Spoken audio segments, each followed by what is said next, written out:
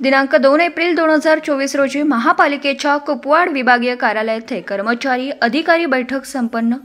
अति आयुक्त श्री रविकांत अडसुळे आणि उपायुक्त शिल्पा दरेकर यांच्या उपस्थितीत विविध विभागांच्या अधिकारी कर्मचारी यांची बैठक आयोजित करण्यात आली होती। प्रामुख्याने नगररचना, आरोग्य आणि बांधकाम विभागाकडील समस्या आणि अडचणींबाबत या बैठकीत चर्चा झाली। कुपवाड आणि लगत परिसरातील खाजगी भूखंड अस्वच्छ असल्याबाबत तक्रारी येत असल्याने त्याची स्वच्छता करून घेणे त्या भूखंड मालकांची जबाबदारी आहे। त्यांनी स्वच्छता केली नाही तर कायदेशीर कारवाई करण्याची आवश्यकता आहे। त्या कामी संबंधितांना दखल घ्यावी आणि कारवाई सत्वर करून सदरचे भूखंड स्वच्छ होतील याकडे लक्ष द्यावं, असं यावेळी सूचना अति आयुक्त श्री अडसुळे यांनी दिली आहे। सिंगल यूज प्लास्टिक बाबत देखील कारवाई करावी असं उपायुक्त श्रीमती शिल्पा दरेकर यांनी यावेळी बोलताना सांगितलं।